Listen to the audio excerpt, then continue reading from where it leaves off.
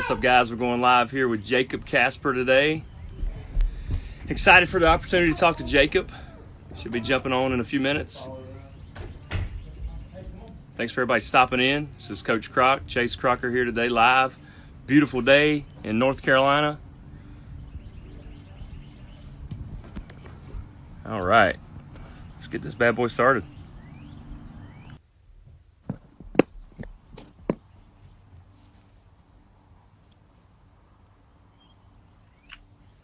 Jacob, how's it going, bud? Good. How are you doing? Not too bad, man. I can't complain. How about yourself? Likewise. It's a beautiful day, and get to spend some time with some family and some loved ones and catch up on home projects and such. So it's a pretty good time. Absolutely, man. All kinds of stuff we can get done at home at this point. It is a beautiful day. Thank you for stopping by and joining us on Meeting of the Minds here. We appreciate you dropping by. I want to give you a little introduction first. You're a two-time All-American. Fourth at the NCAA tournament, ACC champ in 2018, and the only Duke wrestler ever to win the Southern Scuffle. Is that right? Yes, sir. And now you're coaching. Tell us a little bit about that and that transition from athlete to coach. Yeah, so I came on to the staff at Duke right after my senior year. Spot opened up. The assistant that I had worked with the most actually ended up moving on to a different career path, and in doing so, opened a spot on staff for me, and Coach Lanham offered me the opportunity. I jumped on it and, tried to fill that role to the best of my abilities. And then coming into 2020, I knew you can't be the slave to two masters. That was something that the coaches had always preached to us. And it was, do I want to be a coach or do I want to pursue my dream of being an Olympian and competing in Tokyo? And had to make the tough decision, some of it on my own terms, some of it not on my own terms, to step away from coaching then and get back to just focusing on competing and being the best wrestler I could be, and was qualified for the Olympic trials, which should have taken place last weekend, but ultimately it wasn't meant to be at that time. So just trying to continue to improve and get ready for whatever's next. Absolutely. And really, we don't know what's next at this point, right? Right. No time frame and no plans really. I mean, so just gotta, Coach Lanham always preached, you don't have to get ready if you stay ready. So just trying to stay ready. I love that. Hey, so how did you feel going into it? If we weren't on this quarantine period right now, were you feeling good about last weekend? I felt really good. I, again, had some things that were out of my control. I wasn't really able to start training. I qualified for the Olympic trials basically without training, and then was able to start training at the turn of the year and put in a good 6 weeks. Went down to Cuba, competed, had two really close matches, one with Jaden Cox and one with Salas Perez. Both have been in the world finals multiple times, and right. Felt like, hey, with 6 more weeks, I've progressed to this point in 6 weeks. With 6 more weeks, I'll be where I need to be. And then with plenty of time to get ready for 2020 in Tokyo. And man, I thought I was firing on all gears, and I was running, and all cylinders were a go, and I was ready to go. But I'm not taking it as a no. I'm taking it as maybe just a not yet. So going to continue to progress and get better. And if anything, I think this helps me more than anything. It's given me more time to train and get ready. Yeah, I mean, we talk about that a lot. Where our mind goes, where our focus goes is where we're at. And we have no option but to be positive right now, because we're negative. We're never gonna survive this whole pandemic, right? Absolutely. Yeah. Everything's mindset. That's what they always preach in wrestling, and you just got to apply it to all aspects of life. Absolutely. And that's great. So let me ask you this. What % of the sport of wrestling do you believe would be mental mindset? It's a tough decision. I'm glad, I've had some time to think about it, but the number that I came up with was, roughly 70%. And I say 70%, it leads me back to something I remember Kerry McCoy saying. And I remember, I think I was told this actually by Jameel Kelly and Daniel Cormier while I was out in California. But something they had preached to me was, Kerry McCoy had told them, or somebody had told them, as long as you do what you're supposed to do, you beat the people you're supposed to beat, and you handle the things you're supposed to handle, you'll beat 70% of people or more. And I think so much of what goes into that is just mindset then, handling the things you're supposed to handle, beating the people you're supposed to beat, and doing those things will beat 70% of the competition. It'll get you to the NCAA tournament. It'll get you, to the Olympic trials or close to it. It'll get you to those aspects of life. But really in the next 30% is where some of the things change. I guess a mental component impacts 100% of who you are as a wrestler, But in the given moment, in the given time, it's 70% is what I feel like. That's great. And if it's 70%, now I know you've been at a pretty high level as far as wrestling at Duke and had a lot of resources available to you. Did Duke do anything to help train the mental aspect of sport? Yeah. So actually, going into my junior year, it was funny. There was an interesting shift. I was a guy that was not known, that nobody talked about, that had, everything to prove to the world and wanted to set the world on fire and wanted to prove everybody, all the naysayers wrong and all the haters wrong. And really tried to focus on that going into my junior year. And I let a lot of negativity fuel me. And I have a good year. I win Southern Scuffle for the first time. I had, one of the longest win streaks going into like conference time in the country, and going into the NCAA tournament was high seeded, and kind of made good on what everybody was expecting. And then the next year, there were expectations put on me, and it wasn't nobody thinks you can do this anymore. It was, man, everybody thinks you can do it. Can you actually do it now? And it created a lot of internal conflict. You don't want to let people down then, and you feel like you're carrying the weight of the program, and you feel like you're representing your coaches, your teammates. You're the guy. That was the first time. My junior year was the first time I was ever the best wrestler on my own team. All the way back to being as young of a wrestler as when I started, which was 3 or 4 years old. I had never been the best wrestler on my own team until I was 21, 22 years old. So it was a lot to take on late in your career. And I used the resources I had. I talked to the people that I had known had been successful, and they all told me the same thing. Hey, start meeting with, the sports psychologist. There's one at Duke. Start, doing your own due diligence. Read the book Flow. Read, all these types of different reading materials to give you an edge, to help you compete better, to make you get along better. And that's what I did. So I started meeting with Dr. Greg Dale. Unfortunately, I had dealt with a lot of personal loss at the same time. I had lost a couple loved ones going into my senior year as well. And it was the first time in my life I had ever dealt with that. So there's a lot of shifting things. As a senior, you're worried about what's next to come. Am I going to get a job? Am I going to do this? You don't know what plans next. I lost loved ones. I had these new pressures that I was putting on myself to compete and to perform better. And ultimately, a sports psychologist and reading a lot of different material helped a lot. And actually sports psychology material. My original plan after graduation was to go to grad school for sports psychology. So it's something that I put a lot of time and effort into. Nice. And I see, I think I read an article last night about, are you taking classes currently? I was looking into it at one point, and I haven't been. I've just been really focused on training.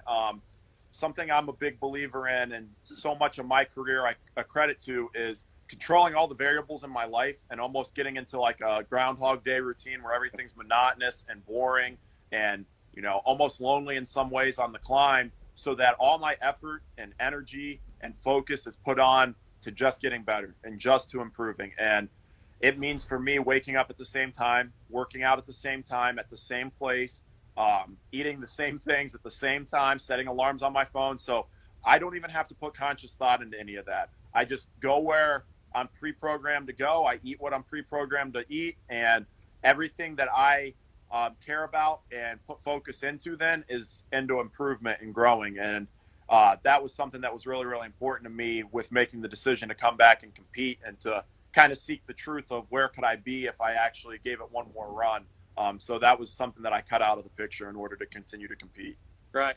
And speak of Groundhog Day, I feel like everybody knows what you're talking about right now, if you haven't seen that movie, but everybody's living Groundhog Day right now during the quarantine. How has this disrupted you? I mean, obviously your patterns have changed. Are you struggling with that? Yeah, this isn't something I'd prefer. I think a lot of people would get on here and tell you what they think people want to hear of. Oh no, it hasn't impacted me at all. I'm doing what I'm supposed to do, and and that would just be a lie. It's hard for me to what's the best way to phrase this? To keep in a routine when basically there's just a checklist now, and you can get it done at any point in the 24 hours. Right. So does it matter if I wake up at 6 like I was for most of this year, or does it matter if I wake up at 9? And it doesn't really matter as long as I get what's on the checklist done. And does it matter if I go to bed at 9:30, or does it matter if I go to bed at 11:30?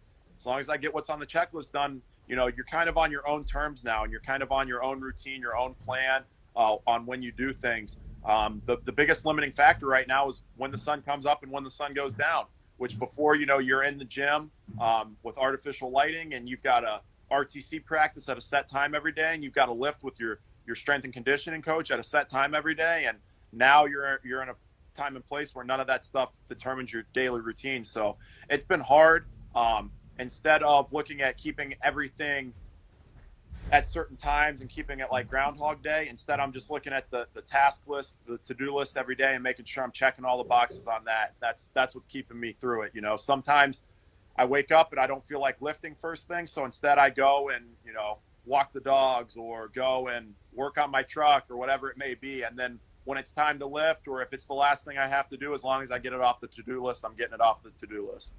And that's kind of the beauty of the situation we're in right now. I mean, you get to make your own schedule. I'm a teacher full-time, and MindZ's my side gig. So the biggest struggle for my kids, talking to them, have been getting structure. Like, they don't know how to create their own schedule. If you were to give someone younger advice, would you recommend writing your day out ahead of time, or you say marking it off the list? Do you physically write it down? If you looked at the notes on my phone, you would be blown away. I have so many saved notes. I've got, actually right next to me right here on the couch, I have two different leather-bound notebooks that I keep constant listing in terms of what are my life goals, what are my short-term goals, what are my long-term goals, what are my project goals around the house, what do I need to do to get my body ready to compete at the Olympic trials, what do I need to get my body ready to compete in whatever's next in life, and right. What mentally do I want to be able to say I've accomplished in terms of like academic success, and all those things. I mean, it's just notepads and notepads, both physical and both electronic on my phone, and every single day I have certain things I want to accomplish and I set out to accomplish, and that's what I'm really trying to get through right now, and it's a struggle every single day. Something my older brother and I had talked about. My older brother is actually special forces in the military, and one of the first things we've realized, is if you wake up, you lay in your bed, you play on your phone, you get up when you want to get up, you hang out, and you do all that stuff, it doesn't set a good tone for the day. And you need to hop up, you need to get up when the alarm goes off, you need to get that work in, and it sets the tone for the day in terms of productivity and the level of efficiency that you're going to operate at. And that's something that I would recommend then, I guess, more than anything. I think note-taking is important, having a clear direction in which you want to travel, but paralysis by analysis is a big thing. If you sit there and just worry about writing notes all day instead of, putting boots to pavement, then you're not going to get anything done at the end of the day. And sometimes an okay plan executed now is better than a great plan executed later on. Sometimes you just got to roll up the sleeves and do the work, I feel like. I like that. And that's speaking from, I don't know if I mentioned, a 3-time academic All-American at Duke University. And you said your brother, who's Special Forces. I mean, that's two pretty high-profile individuals, young people, telling you that you need to write it down and you need to get some boots to action the next day. We teach at MindZ, every night they have to do self-reflection. They talk about things they improved on, things that they want to get accomplished the next day. It is very important to write things down. There's power in that pen. Would you agree with that? Absolutely. I keep up with what Wrestling MindZ puts out. I was always engaging with Wrestling MindZ on Twitter for the longest time. They've got a great following on Twitter. Right. And so much of what they put out was, unfortunately, with where I was in my career, Wrestling MindZ wasn't around at the time.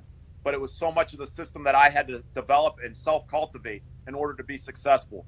And you now look at what Wrestling MindZ does for these young athletes, and it gives you the shortcut. It's a cheat code. Right. And the fact that it took me so long to struggle and to develop this routine and to try to get an idea of what I was supposed to be doing based on reading what are the 7 habits of successful people, and what are all these other people that are successful in other avenues, or what did John Smith say he used to do? And there's a cheat code now that they're telling you exactly what you need to do. And that was something, again, back to my college days, that I was doing, was self-reflection at the end of the night, and also confidence building. Sometimes you wonder, there's always that cliche saying, like, why not me, or whatever, but why you was a bigger question for me. Why do I deserve to have that happen? And I would write down at the end of the day everything that I did in order to be a national champ. I woke up on time. I drank water as soon as I woke up. I took my supplements. I went right to work out. I maintained eating right. I maintained sleeping right. I took a nap that day. I recovered. I worked out 3 times wrestling. I drilled this. I focused on this. And I would write down every single day, this is what I did, and this is why I deserve to be a national champ, rather than why not me. And, you know, like I said, I think what Wrestling Mindset preaches is so important, not only for the sport of wrestling, but just in life in general, and achieving those long-term goals of having a family and being a husband or wife, you know, with all the women wrestlers that are being so successful right now. And I just think it can not only create success in your athletic life, but just in your life in general. And it's something that everybody should really, really pay attention to and utilize. Right. Being grateful. Would you say you're pretty grateful? And the first thing we always tell, you know, our 4 mindset principles, I am thankful for the opportunity to wrestle. And that's been taken away from everybody. Could you talk about gratitude just a little bit? Tell me what it's like. Do you use that gratitude, being thankful? Oh, absolutely. I'm not, you know, I'm close with a lot of the guys at the Wolfpack RTC. Those are the guys that I train with. Those are the guys that I interact with every day. And if you put me and Michael Machiavello in a room, you'd point at him and you'd say, wow, that's a really grateful, happy person, a happy, cheery, go lucky person to be around all the time. And me, maybe not so much. But the truth of it is, what I'm grateful for and what I realize, it happens internally in me. I'm not someone that projects it on other people all the time, that talks about it all the time. You know, I got a small circle that I trust and that I interact with all the time. But that's definitely something that's big in my life. And it's, you know, you don't have to do certain things. You get to do certain things. And just phrasing everything in your life is a win-win situation. You know, I'm not shy about it. I'm going to pursue a career in professional wrestling when this is done, my amateur career. And everybody said, why aren't you signing it right now? And it was, okay, 2020 Olympics. So I go and I don't make the team, and I sign the same exact contract I have right now, and then I start pursuing that career. Or I go and I make the team, and I can maybe achieve a childhood dream of being an Olympic gold medalist, and then I sign an even bigger contract. Right. It's a win-win, you know, no matter what. I get to put a final book ending on my amateur wrestling career, and then I get to, you know, progress into my professional wrestling career. And either way that anything turns out, I'm going to forever know and be able to seek the truth in that situation. That's a big thing for me is truth seeking. And then ultimately, you know, it's a win-win situation. I went down to Cuba, and I was in a bracket with Salas Perez, Jaden Cox, and Hayden Zomer. And it's like, why are you competing so close to the trials? Okay, so I go and I don't beat any of these guys, and I'm in the exact same position as I was going into the trials, or I go and I beat some of these guys and I move up. And it's a win-win, you know. Regardless, I was coming out of Cuba, learning on things that I had to I had to better prepare for and better control going into the trials. It was another opportunity to compete, not another opportunity to improve. And ultimately, you know, there was nothing to lose in those situations. And I think we get so caught up in things that don't actually matter that we see all these opportunities as something to lose or something to lose or gain, when really every situation, every opportunity in life is a gain-gain situation. It's not about earning the scholarship. It's not about getting the state title. It's about improving who you are as a person, towing the line, making yourself do things that aren't super comfortable. It's about becoming a better person, and that's a win. And sometimes it's about, you know, back to the sport of wrestling or back to all of life. When we were young, you danced when you wanted to dance, you sung when you wanted to sing, no matter what people told you of whether you were good or you were bad, and you played how you wanted to play, and you were a chef when you wanted to be a chef. And there was this kind of pure and true instinct to do what you wanted to do and be who you wanted to be. And ultimately, wrestling is a game. It's a sport, and you're supposed to do it for fun, and you're supposed to do it because you love it. And you let some of these external world pressures, what is Flo going to say? What are my parents going to say? What are my teammates going to say? Impact the truth of the matter, which is you're just a kid and you're getting to do what you want to do still. And like, that's just something beautiful and pure and something to be very gracious about. And, you know, I think you have two ways to look at life. Either you happen to walk into this life by pure accident, and there was a bunch of crazy tree branch choices that led you to be where you're at and doing what you're doing and to even exist in this life, or you were put here for a purpose and something's going to come of it. And when you approach the day every day like you have a purpose and that there's something going to come of your life, you're more gracious to be here. You're more grateful for the opportunities that every day presents, and you're going to try to make the most of it. And that's the way that I approach life every day, whether I project it onto others or I don't. That's great. And what would you say, do you know what your purpose in life is? I mean, that's the ultimate question everybody wants to know. What's the meaning of life? But I feel like you got a pretty good grasp on what you want to do with yours. That's such a tough question. That's something everyone should grapple with, I think, daily.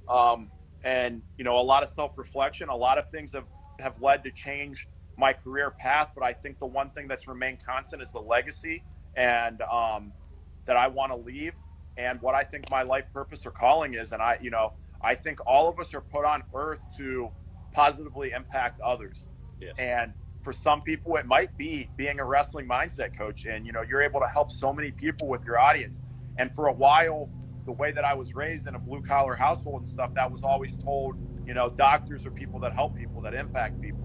So for the longest time, I wanted to be a doctor because I wanted to help people.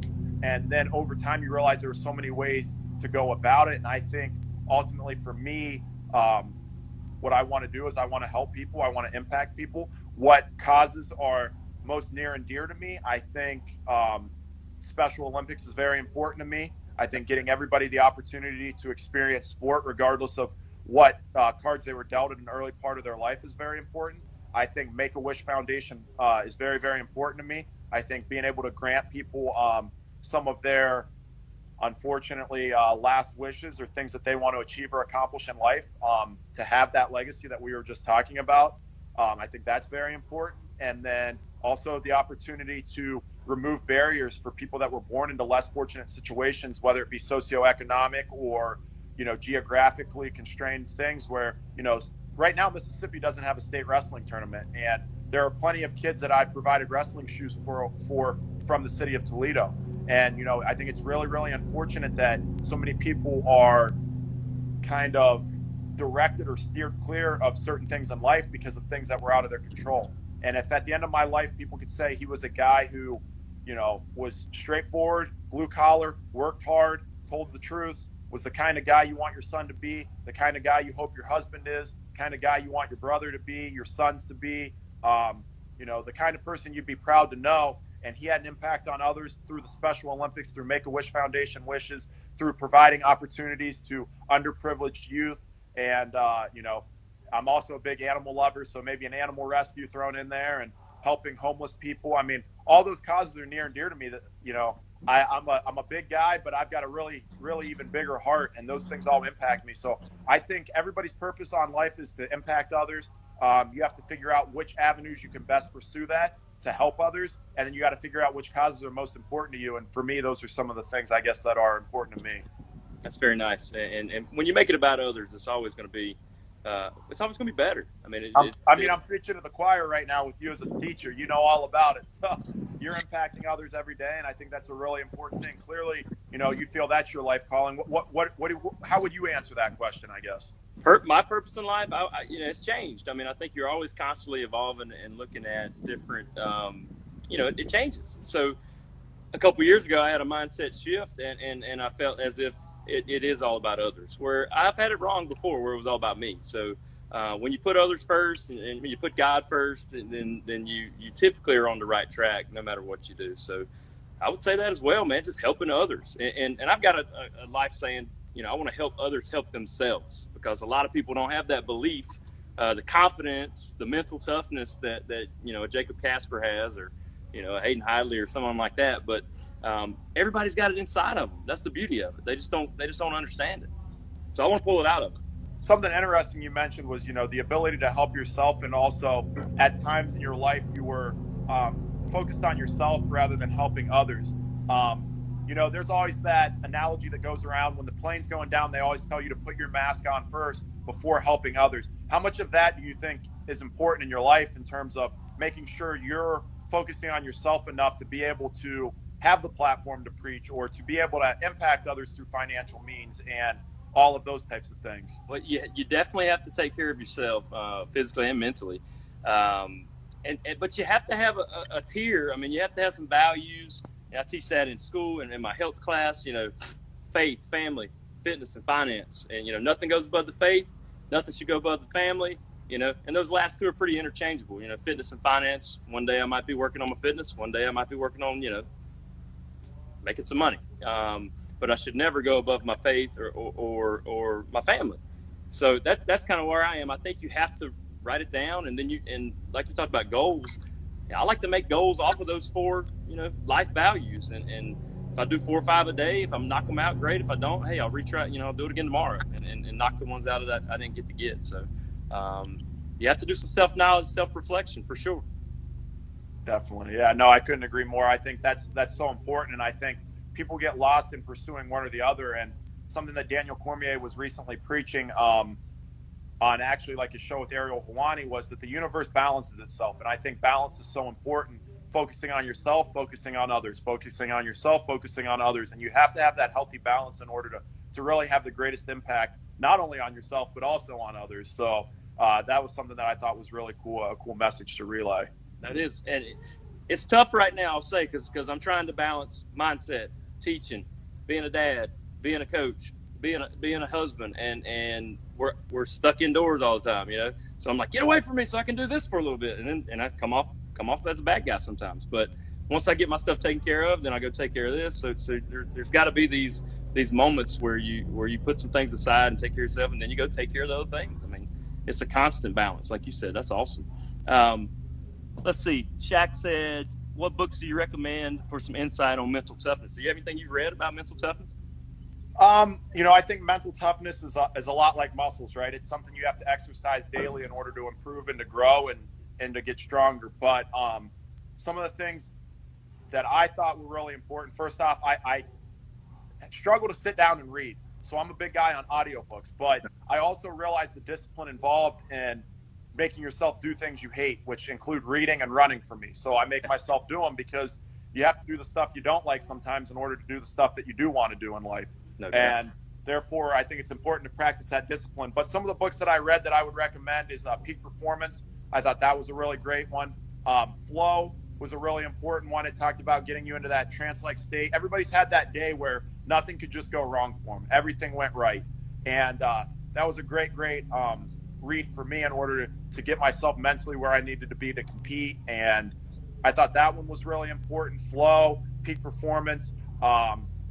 I enjoyed Wrestling Mentally Tough. It's a book that came out. Silent Gladiators. I'm a big nonfiction guy. I like reading biographies and learning what certain people did to be successful because, again, for me, wrestling mindset was never there. So I had an inquisitive nature about successful routines and how do I get to that point. And it's created this search for me that I always want to search other people out, search what their lives were like. Maybe they have an ingredient to make my recipe a little bit better. And I'm trying to constantly add different spices and seasonings so that when my product comes out of the oven, it's going to be as good as it possibly can be. Yeah, we got some fire on the Silent Gladiators. It looks like Silent Gladiators is a good one. Yeah, somebody threw some heat on that one. What was that? SCC Wrestling. SCC. So I want to talk about your future WWE career. One guy that you look up to, if you were to emulate one wrestler, who would it be? A professional wrestler? Because you look like John Cena a little bit. I will say that. Yeah, that's what the ESPN article said. He's the next John Cena, and or the first Kasper, right? That's exactly what I was going to say. My response to that was the first Jacob Kasper. Early in my life, I was a pro wrestling fan, big Stone Cold Steve Austin guy. I'm from a blue collar situation, big Rock fan. I'm a polarizing guy. I like to think of myself as people either love me or tend not to like me, and I'm fine with that either way. But the truth is I want to focus on myself. When I was younger, you had these role models and these people you looked up to, and you put them up on a pedestal a little bit. And it could have been, pro football player. It could have been your dad. It could be whoever. And you slowly realize over time that these people all have flaws and that everybody has flaws and that there's nothing wrong with that. But when you look up to someone or you want to emulate someone or imitate someone, a lot of the time, you're a second-rate version of them, and you're not even as good as they are, and they're not as good as they should be. So I have such a hard time trying to emulate and imitate others. Instead, I've tried to shift all the focus on just being the best person I could be, so that at the end of my life, if somebody replayed your life for you, you'd be proud of all the choices you made, you'd be proud of all the decisions you made, but also so that you can be that role model that maybe wasn't there for you. That those people continue to let you down, but by your own moral and ethical code, you shouldn't let anyone down. So you should maintain your own moral and ethical code so that you can be that person that maybe wasn't there, or that pro wrestler that, when people ask, who would you want to emulate, you can say yourself. Or maybe, Johnny Smith, 10 years from now, when they ask him and he's in a similar situation to me, he can say, man, there were a lot of guys that came before him, but I think Jacob Kasper was the one that I would want to most be like. And I guess that's what I would want to be, me, and I want to be the best version of me. So that's who I'm hoping to emulate and to be like. Love it. So finish the move. What do you got? So I actually hit a pretty nasty claw lift a lot in college. When guys would stand up and I'd have the claw on, I would drop the hand down in between the legs, and I was able to rotate them over the top and basically made them front flip. And that was something that I hit on very large guys when they didn't want it to have it hit on them. So I'm hoping with some of the differences in pro wrestling that it's going to be a little bit easier to hit, and that I think it's something that can go over because I've proven that I can hit it in different situations before. And I think it's something that's never been done before, so I can kind of put my stamp or trademark on it. And that's important to me too, is leaving a legacy. I think so. I have a little brother also. I have an older brother who's Special Forces. I have a little brother who was wrestling D3 this year. He was the number one D3 heavyweight in the country. He was 30-0 and 12 hours away from getting to compete at nationals when they canceled everything. But we have very different aesthetics. We have very different looks, but actually kind of similar skill sets and move sets. And I'm hoping he gets an opportunity to be in the WWE with me, and maybe we can both hit it side by side. Then I think that would be pretty cool too. Could be the Kasper era. Heck yeah, man. I like that. So if you come in right now and Vince says you got the choice, you want to be a heel or a face, what are you picking? He's probably not going to give you that choice, but you definitely have more creative control, I think, than people realize. I think so many factors go into it. It would depend on, dream situation, I guess, is the best way to answer that. And the dream situation for me is my brother and I having a successful professional wrestling career together, maybe as a tag team for a little while, or more importantly, as individuals, and getting the opportunity to headline WrestleMania together against each other. Oh, wow. And, there was the Attitude Era in the 90s. There was the Ruthless Aggression Era in the early 2000s, and they're kind of searching for that. There's a PC era a little bit right now, but they're searching for the next era. And I think the Kasper era might be the next era. And I think us two in WrestleMania, two biological 100% brothers feuding, wrestling, it's the most pure and true thing. You come out of the womb and you want to race people and you want to wrestle people. And the person you grow up with fighting more than anybody is your brothers and siblings. And there's just a natural chemistry and something true and pure about that I think people could get behind. So if Vince McMahon sat me down, that would be my vision for the future. My brother and I despising each other and going at it at WrestleMania for a while. He can be the heel. I can be the face. I see him as he's similar to a Stone Cold Steve Austin guy, in which Stone Cold Steve Austin couldn't do wrong. I've never met a person that doesn't like my little brother. And that's a really strange and weird thing. Me, on the other hand, people either love me or they dislike me. And I can see myself filling that role. So kind of similar to how The Rock and Stone Cold Steve Austin feuded, I can see my little brother and I feuding. And then instead of transitioning to what was next, maybe we could team up and do a tag team thing then after that, after we have all the belts, and to really kick off the Kasper era. So I guess I would want to be a polarizing figure rather than a heel or a face. I got you. That's awesome. Yeah. It's almost like The Rock and Stone Cold. You're going to boo them and you're going to cheer them. Either way, you're getting energy off of it, right? You're feeling both of those. Do you wish you saw better characters in the sport of amateur wrestling? Yeah. Absolutely, and I was going to ask you about that. Your alter ego. We teach a series on alter ego, and it's a mental toughness series. And basically, we want you to who you really are, Jacob Kasper. What's your inner wimp? You have to really realize what do you want in life. What are your needs? What's your little wimpy side? For me, it's Chasey Bear. I need a little hug every now and again from my wife when she comes home and dinner's done and everything's cleaned up and she doesn't say anything. It pisses me off, right? So then I become Coach Croc and I get all, WWE style, on a different level. So you got the wimpy side, you got the normal, just you. And then, so what would your alter ego be? Like, how do you get there, number one? And do you have a name for them? I know you're different. You throw it out there. Like, you got a little edge to you. And I like that about you. Yeah. One of the books that I was reading, and I'm struggling to find the name of it right now off the top of my head. The Brave Athlete, Calm Down is what it was called. That's not the book I had mentioned, Shock, but that was a book that I was reading. the book that I had also mentioned was Wrestling with Mental Toughness. I think it has a picture of like Dennis Hall on the front cover. I enjoyed reading about Olympians and stuff that had improved their mental toughness through the way that they had lived their lives. That's the book that I previously mentioned. In the book, The Brave Athlete, Calm Down, they talk about alter egos and the fact that many people like to have the idea of I can flip a switch and I can be this person. And, they basically found a study where I think, 3 out of 10 people actually have that, where they can flip a switch and be a different competitor than they are in the practice room, was specifically what they were looking at. And 7 out of 10 people can't. And so much of who I am is all the time. And I don't know if I need an alter ego. I'm a lot to handle, Props to my girlfriend for being able to deal with me this long, but Right. And she gets to see the unfiltered, direct version of me. One of the things that's so great about having a person you love and you trust so much as, a girlfriend that you've had a relationship with for 8+ years now is, she gets to hear when I speak to her the same way I speak to myself. Right. And that causes a lot of conflict and struggle sometimes. It's not always the best thing, but she gets the true, unadulterated, unfiltered version of myself. And, I think who I am and who she gets to see I am is a pretty good gimmick or a pretty good character already. Do I maybe have to turn the volume knob up a couple levels? Yeah.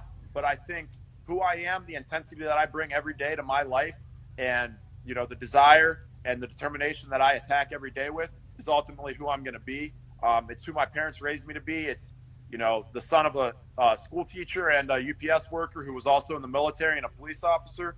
He worked several jobs at the same time while he was raising us. It's, the nephew to an uncle who's a welder, who's a pipeliner, grandson to somebody who worked in the steel mill and was a mechanic, was an electrician, coal mine. I mean, those are the people that I am. I'm a blue collar guy that got a white collar opportunity at Duke University. And, I don't take that lightly. Those are my people. My best friends like Brad Metz, who just threw a thumbs up on this video here, that's my best friend in the world. That's who I got to be the best man in his wedding. And those are the people I can't let down. When I wake up every day and I know what I got to do, those are the people that drive me. And it's created quite a character because I'm not going to let many things get in the way or anything get in the way. And because of that, I'm hoping that instead of an alter ego or somebody that I can, flip a switch on and off, I'm hoping I can be that person all the time. And I hope that there's not that time, wow, he's in a bad attitude, he's in a bad mood, or he woke up on the wrong side of the bed. That grateful person who's excited for the opportunities, who's trying and striving in all aspects of his life to be the best person he can be at all times. I hope that never gets turned off. And I hope I never have to turn it on and off. I hope I can just be that person 24/7. And it's a struggle, but I found myself over time, more and more time out of the day, being able to be that person and live up to those expectations I impose on myself. So I think it's definitely a possibility and something I'm going to continue to try to improve at. Right. And I know you were a little outspoken about Duke not doing scholarships, right? That was one of your things a couple years ago. You used your platform to really push that agenda. Any talks of getting scholarships at Duke Wrestling right now? I'm not too intricately involved in discussions with the athletic department or anything anymore. Like I said, I'm no longer on staff, and I've kind of stepped away from all of that. But, regardless, a conversation got started that maybe wasn't happening before there. I've got a neon shirt on. It was neon at the time that I wore on the podium, and I took a lot of heat. I had meetings with athletic directors, especially after Coach Lamb said, "Hey, now I want to hire him and bring him on staff." That was an interesting dichotomy, but it got the conversation started. It was something that I felt passionate about. I sat in the athletic director's office after my junior year, going into my senior year, and I told him I was on UFC embedded with Daniel Cormier. I was in the NCAA semis on ESPN, and I've gotten the Duke name out to millions of people. There's not a single person on this campus that can wake up and do what I do day in and day out. Throw who you want with me. Jabari Parker, Zion Williamson, maybe they can do it for one day, but if they can do it for 2 days, 3 days, 1 week, 2 months, 2 years, 5 years, which is what I ultimately ended up doing, then I'll admit I'm wrong. But I know for a fact that there's no way that they could do that. Yeah. And the fact that I have to bear the burden of student loans after I've represented the school so well, I've represented myself so well, I've brought so much publicity, and I've worked so much harder than anyone else, I don't think's right. And I think that, there needs to be a discussion for scholarships, and that's what started the conversation. And then that shirt, actually, I've never told anybody this.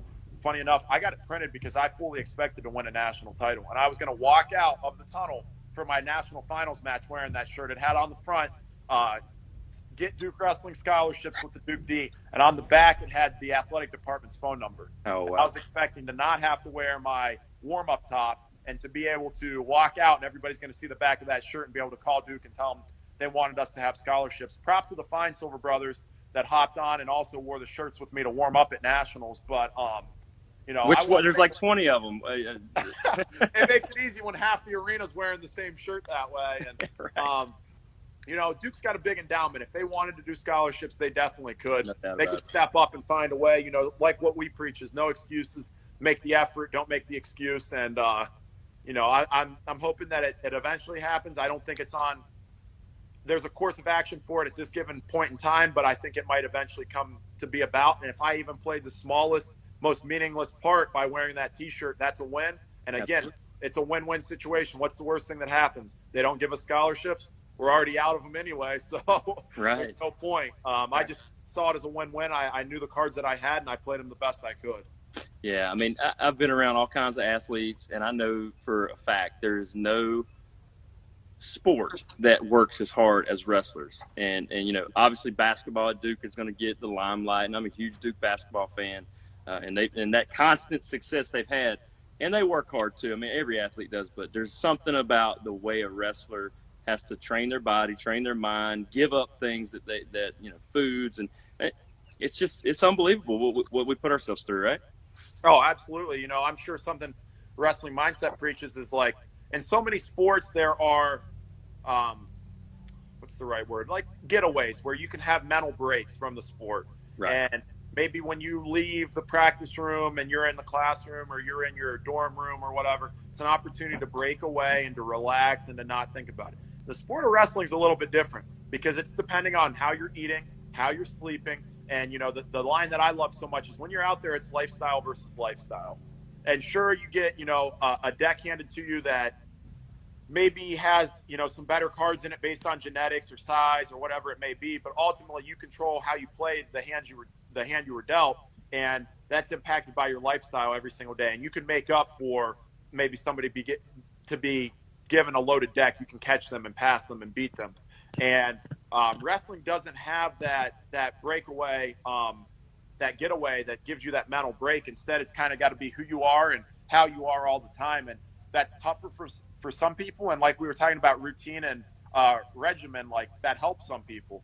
And right. you just kind of got to be prepared for that, I guess. And all those other sports, you know, steak and lobster for dinner, and, you know, they're fueling up, getting ready for the next day while we're waking up and doing it again on an empty stomach and, you know, dehydrated as well. So it takes a different person to be a wrestler, and that's why I felt so passionately that Duke wrestling deserves scholarships. Yeah, and I think it's coming, and you will be one of the reasons that it got there. And, you know, hey, look, Duke's not cheap either, man. You're going in there and getting the, you know, big time education, and you're probably spending $250,000, $300,000. You're coming out in the hole so deep, man. It's tough. Yeah, it's like so many other things. You don't go to practice every day and think, man, what if I can't be a national champ? What's the point of even doing this? Instead, you go to practice every day knowing that you can be a national champ and that you're going to work and you're going to earn it, and you're investing that time, that sweat, that blood, all that, you know, that work equity into your craft. And it's the same thing with Duke at school. You know, does it cost a little bit more? Yes, but often you get what you pay for. Absolutely. And you know, let's give like simple scenarios. And this is what I tell people all the time. Say it cost you, I don't know, $25,000 a year to go to Duke. I think tuition's at $70,000. Unless your parents make a lot of money, you're going to get financial aid. So say you're paying $25,000 a year. You go 4 years. You come out $100,000 in debt. Or you can go to a state school for free. You come out $0,000 in debt. Right. Okay.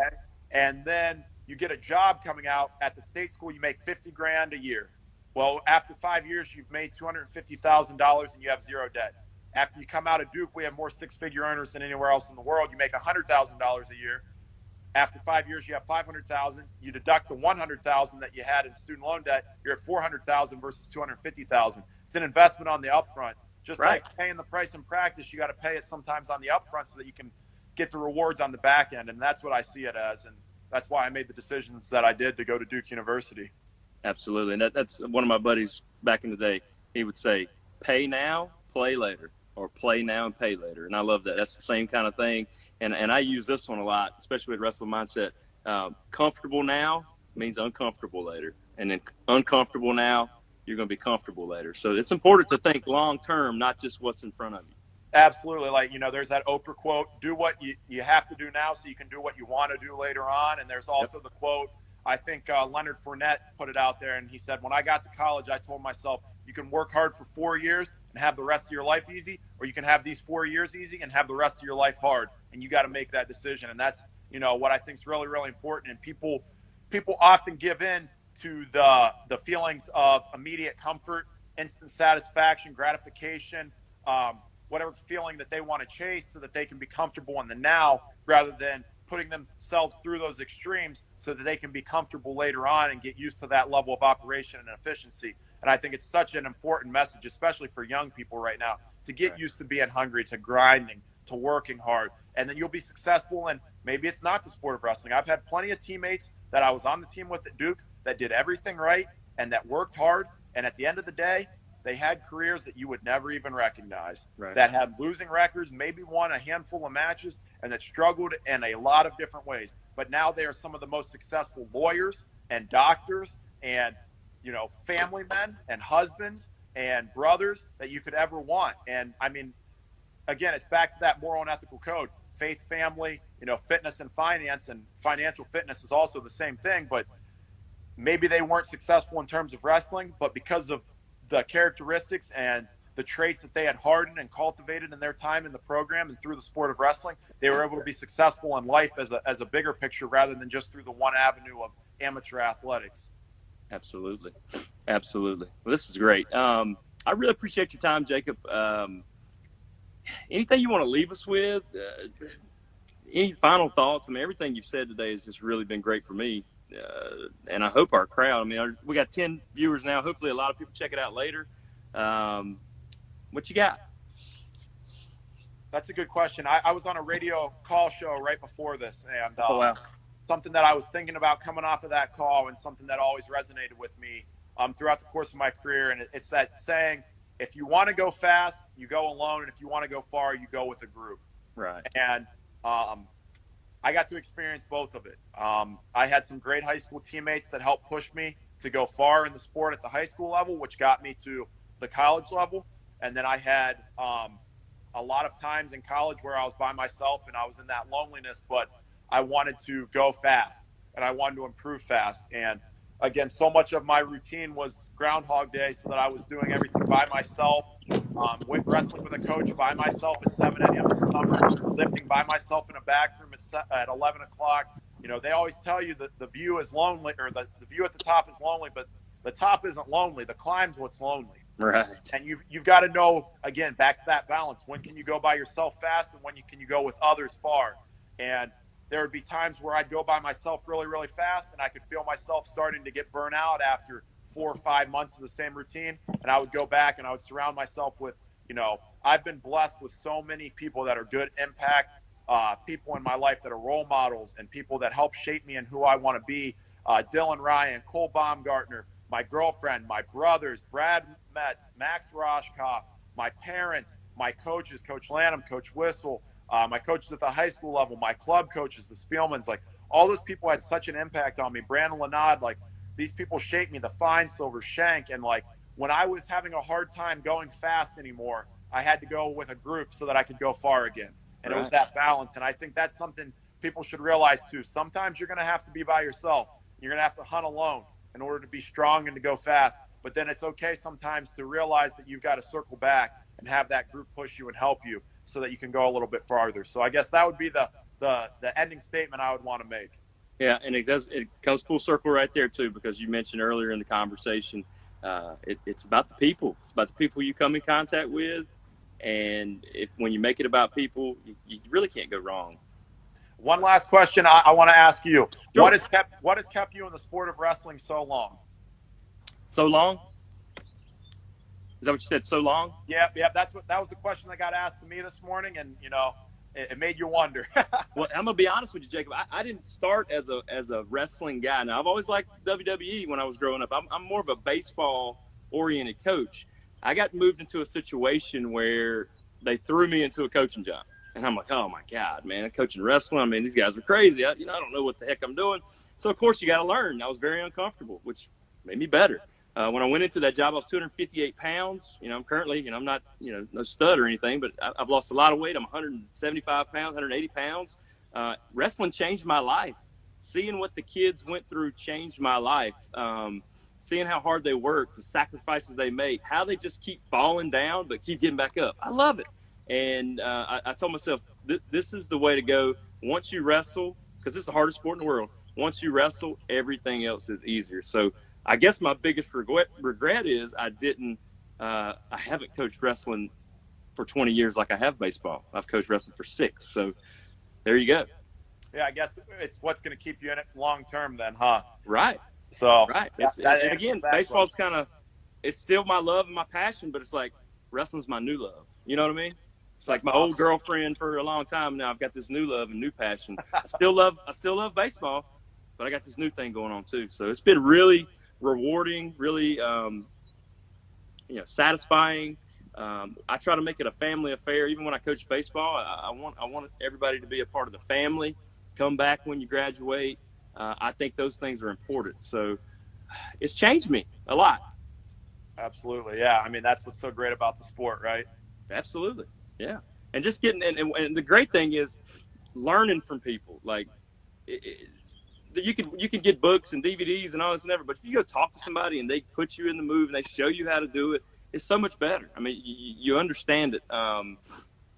It's that white belt mentality, iron sharpening iron. Everybody that you come in contact with will help you become a better wrestler if you try to take one thing off of them. So I think that's something I've always preached to our guys is like, when we're running camps and clinics, you having to teach the move to a 3-year-old can make you realize something about the move that you never realized before. Absolutely. And put conscious effort into it. You can always learn something from everybody. And that's such a cool thing about the sport too.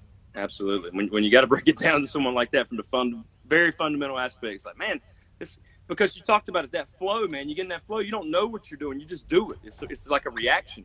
But when you have to stop and think and tell them, all right, you have to do this, you have to do that. There's so much thinking going on there that disrupts the flow. So absolutely.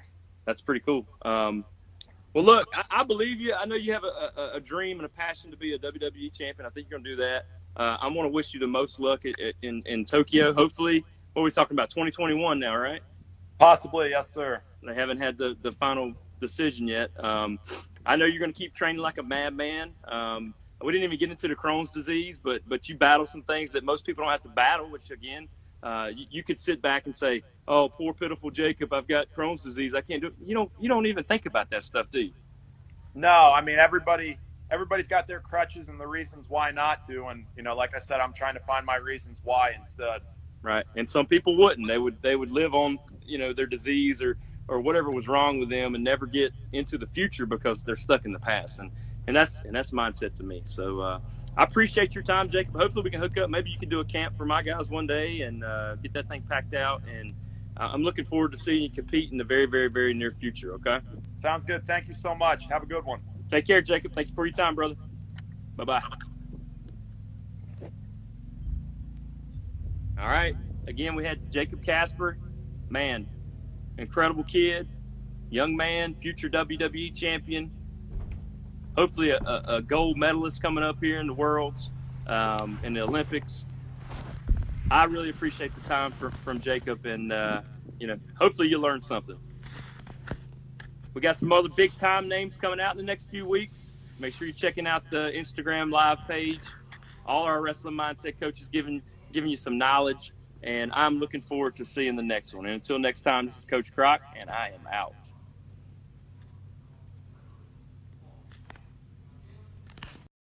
And that's a wrap for today's podcast. I'm Gene Zanetti from Wrestling Mindset. Make sure you check out our website, wrestlingmindset.com. Get our ebook. Make sure you get that ebook. Great information. Represents some of the best information that we have lessons that we've learned from some of the top wrestlers in the world, lessons that we've learned from our own experience, and the best that research can provide. Get the ebook, wrestlingmindset.com. Also, as an individual, make sure you personally sign up for the one-on-one free mindset consultation. The one-on-one free mindset consultation. Make sure you fill out the form and do that as soon as possible. The best results always come from one-on-one individual attention, whether it's strength training, whether it's technique, or whether it's mindset. One-on-one individual attention is always the best. Thanks for joining us. Make sure you join us again for our next podcast. Mindset makes the difference. Have a great day.